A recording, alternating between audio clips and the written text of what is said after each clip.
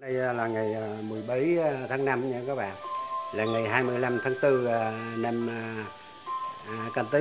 Thanh Long Vlog đang đứng tại khu nghỉ dưỡng biệt điện Hồ Lắc, Buôn Ma Thuột, tỉnh Đắk Lắk.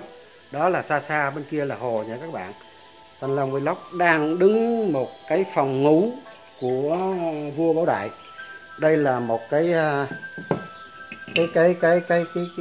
không phải là cái khí tàn thuốc đâu các bạn, bằng sứ nha các bạn, bằng sứ mà họ bằng đất nung các bạn, bằng đất nung mà không chưa có làm sứ, nó có hai cái tay ở đây. Và trên đây là một cái giống như cái đèn vậy các bạn, giống như cái đèn á. Và cái này cũng không biết cái đồ gì đó để làm cái gì, là cộng cái trên một cái bàn của phòng ngủ của Bảo Đại nha các bạn. Và là xin tống quan là Bảo Đại vị vua cuối cùng của Trường Giảng, có rất nhiều biệt điện ở miền Trung, và một trong những biệt điện nổi tiếng nhất của cựu hoàng nằm trên một ngọn đồi rất đẹp ở Hồ Lắc, nay thuộc địa phận thị trấn Liên Sơn, huyện Lắc, tỉnh Đắk Lắk, là nơi chúng tôi đang đứng ở đây nha các bạn. Đây là một trong những biệt điện đẹp nhất của vua Bảo Đại các bạn. Đây là cái đèn ngủ cái thời bây giờ nha các bạn. Đây là vua Bảo Đại trên ngai vàng sau ngày ông về nước cầm quyền năm 1923. Đây các bạn, là trên ngai vàng, ông đang ngồi trên ngai vàng các bạn. Đó là 1932, là ông 1932 là ông đã bắt đầu làm vua nha các bạn. Ánh tư liệu vua Bảo Đại trên ngai vàng ngày ông về nước cầm quyền năm 1932, là bên đây là ánh tư liệu bà Nguyễn Thị Lan được phong hoàng hậu Nam Phương. Nguyễn Hữu Thị Lan là được phong hoàng hậu, là không biết là cái năm nào không có đế các bạn. Đây là chung quanh cái quang cảnh của trong nhà nghỉ, phòng nghỉ của ông vua Bảo Đại nha. Đây thưa các bạn, đây là một cái giường gỗ. Cái giường gỗ vẫn còn đây các bạn, cái giường của ngài. Ở dưới này là lát bằng gỗ nha các bạn, bằng gỗ chứ không có gạch. Trên hai cái đôi gối này là Bảo Đại Villa. Cái giường vẫn còn nguyên nha các bạn. Đây là cái giường vẫn còn nguyên, và cái chân này để trái trên cái nệm này là vẫn còn nguyên. Cái nệm này là xin thôi mình cũng không có bạch cái tượng đó làm gì. Và bên này là hình như cái hòm để đựng tiền hay sao đó các bạn. Nó có cái đây các bạn, đây là cái một cái tú ngày ấy, một cái tú thời ấy, còn thời ấy nha các bạn. Đây là một cái cánh cửa thời một cái tú sử dụng của ngài Bảo Đại thời ấy. Bên đây một tú và bên kia một tú nha các bạn, hai cái tú. Và đây là một cái bàn mà để hình như là trang điểm đó các bạn, để trang điểm cái ghế. Và có một cái bàn dài. Đây là không biết là cái biểu tượng để làm gì, mình không biết cái này để làm gì. Cái đèn ngủ sao các bạn, hình như là chắc thách cái đèn cầy trong đó là để cho nó sáng. Và đây là những cái tú của ngài du lịch cái chương trình tại Hồ Lắc, cởi voi thăm làng Mênh Nông và vượt Hồ Lắc, thưởng thức văn hóa cồng chiêng, rượu cần đồng bào Mơ Nông, di chuyển đọc mật trên Hồ Lắc.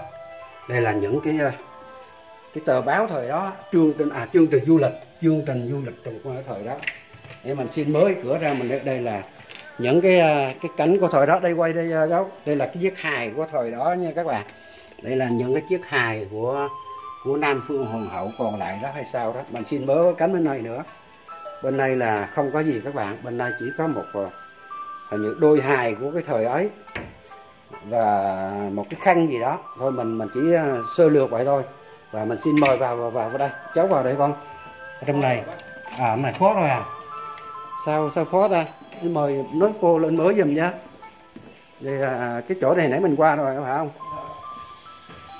Anh lên tầng trên nữa. Thôi mời các bạn đi lên tầng trên, tầng 3 nha các bạn. Đây là tầng 3. Có một cánh cửa bị khóa nha các bạn.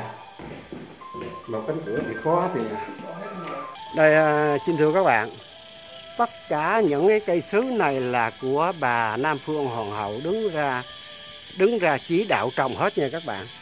Quá nhiều luôn, quá nhiều các bạn. Ôi da, 1, 2, 3, 4, 5, 6, 7, hình như còn sống hết các bạn.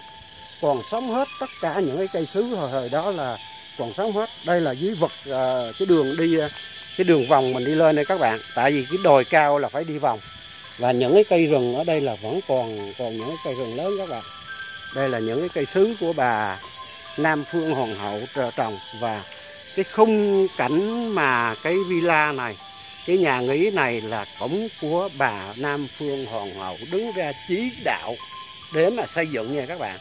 Tại vì ông cũng đi chinh Nam dẹp Bắc, cũng không có một thời gian mà ngồi nghỉ chân tại chỗ đâu các bạn. Chinh Nam về Bắc và ông đi săn đi chơi, ông cũng xa xí phẩm lắm các bạn. Đó thì những cái bảo tàng như thế này, những cái biệt điện như thế này, đó là villa đó các bạn. Như thế này là chỉ có quân hầu lính của ông làm thôi, ông không có làm, ông chỉ ông biểu làm là làm vậy thôi. Còn cái gì đó là cái chỉ đạo ông cũng có nói 1, 2 cái cách làm để mà ông sử dụng, ông hướng thụ vậy thôi chứ. Đây các bạn, cái gốc cây sứ này là cũng trên 100 tuổi rồi các bạn. Bạn thấy cái gốc hơn 1 mét đó các bạn, hơn 1 mét. 1, 2, 3, 4, 5, 6, 7 nhánh, một nhánh khoảng đường kính 30, 40 các bạn. Một nhánh đường kính 30, 40 là các bạn biết là nó cổ đến mức này. Mình xin tóm tắt lại cái tiểu sử nha các bạn. Khu biệt điện này là một tòa nhà 3 tầng tương đối đồ sộ, được xây theo lối kiến trúc Đại vào năm 1951, lúc Bảo Đại làm quốc trưởng để làm nơi dừng chân khi vua và gia đình lên Buôn Ma Thuột. Là hồi cái thời ông còn làm quốc trưởng là ông đã làm cái nơi nghỉ mát này nha các bạn. Là cái nhà này bà Nam Phương Hoàng hậu đứng ra chỉ đạo và làm, chứ còn ông thì ông không có thời gian mà ông làm nha các bạn. Đây là những cái cây sứ. Chào các cháu ở đâu lên? Ở Sài Gòn. Cho chú quay các con tí được không? Xin chào các cháu ở thành phố Hồ Chí Minh đi xe này lên luôn. Là mấy ngày đi giờ lên mới tới đây?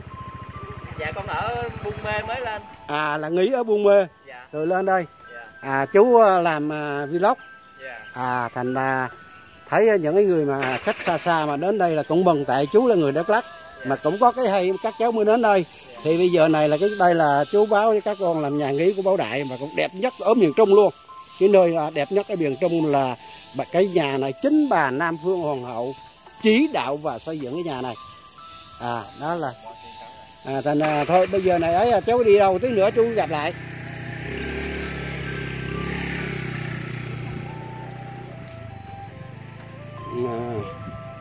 Đây các bạn, Đắk Lắk đây là chung quanh dưới hồ Lắc nha các bạn. Đó ở dưới cái nhà rộng, cửa sổ với góc nhìn tuyệt đẹp về bốn phía. Đây là mình xin ghi lại cái đây các bạn. Đây là từ đồi Bảo Đại nhìn xuống thấy cả hồ Lắc như một viên ngọc lóng lánh. Nhận ra nơi đây xưa đúng là một cái rốn sinh thái đa dạng, sinh cảnh quần tụ muôn loài. Đây các bạn, đó là cái hồ Lắc các bạn. Ngồi nghỉ dưỡng biệt điện này còn có vai trò là một trại sân của vua Bảo Đại.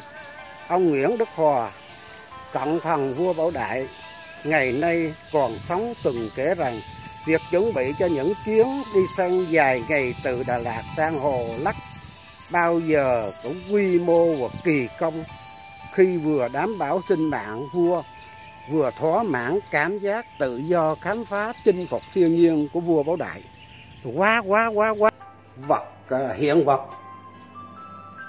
ở biệt điện còn lưu giữ hình ảnh về vua Bảo Đại. Đây các bạn, đây là lưu giữ về hình ảnh của vua Bảo Đại nha các bạn. Đây là lúc ông đây Bảo Đại lên ngôi đây. Chắc cũng qua quay bên đây luôn. Ông vua Đăng Quang vua Bảo Đại. Nhiều hình ảnh về vua Bảo Đại như cởi voi đi săn, bộ đồ săn của vua, tiêu bản, cá sấu Hồ Lắc. Đây là cá sấu mà hồi Bắc ở Hồ Lắc mình nha các bạn. Bây giờ còn thục gia và đang trưng bày ở đây.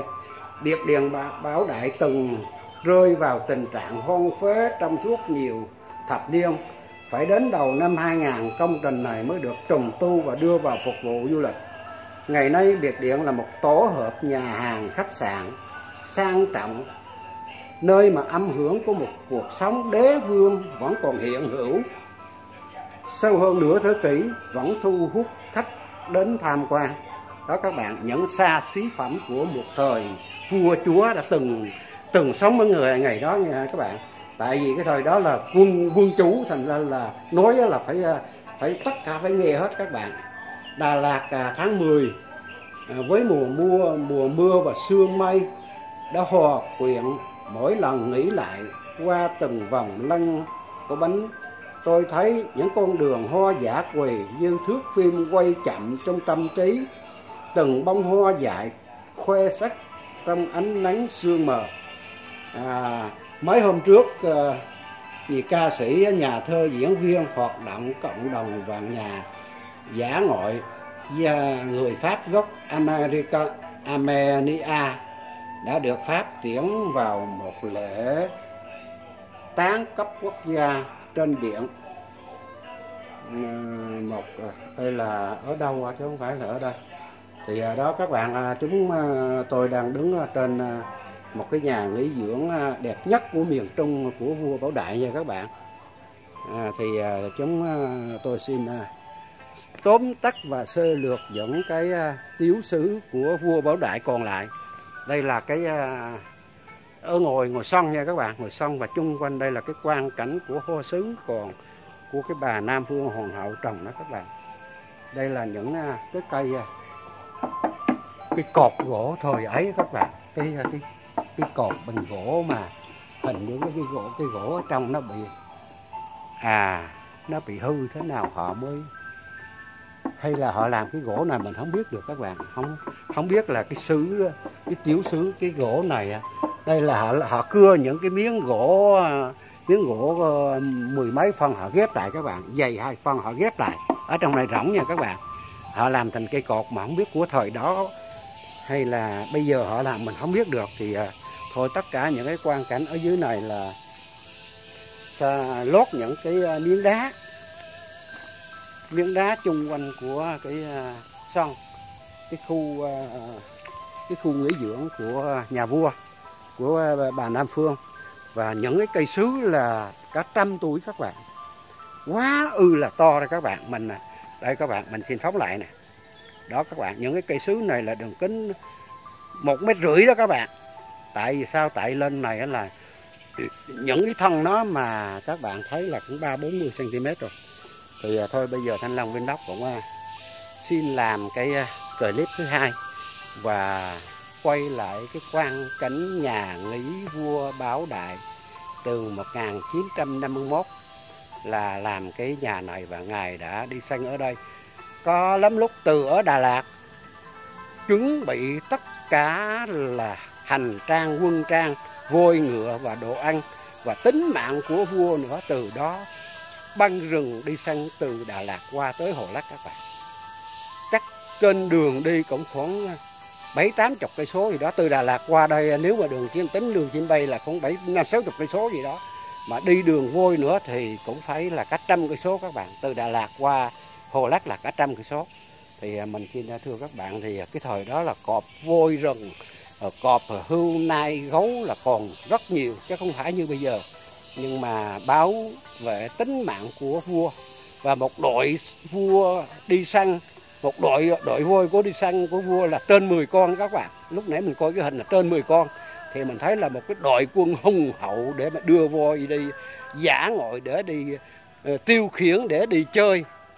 Trong một cái thời mà cuộc sống của con người Việt Nam mình nó cũng hơi còn khổ nha các bạn, cũng còn khổ, mà nhà vua đi chơi một cái cách chơi quá phung phí. Thì thôi Bây giờ đó là những gì còn lưu trú lại, giữ lại ký ức của một vị vua, thì Thanh Long Vlog xin ghi lại cái clip này để cho tất cả các bạn biết con người Việt Nam, mảnh đất Việt Nam và những cái mảnh đất của cao nguyên nó cũng có nhiều cái nhà nghỉ đẹp như thế đó. Từ cái thời đó nếu mà làm cái này là tính vàng ký đó các bạn, tính vàng ký để đem ra làm những cái tòa nhà như thế ấy.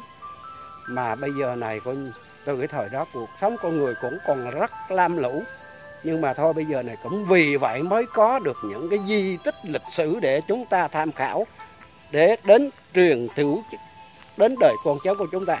Thôi Thanh Long Vlog xin thân chào và xin chúc các bạn sức khỏe hạnh phúc, và lên like, share, comment để Thanh Long Vlog có động lực làm những clip hay đến với tất cả các bạn. Xin thân chào và xin bye bye.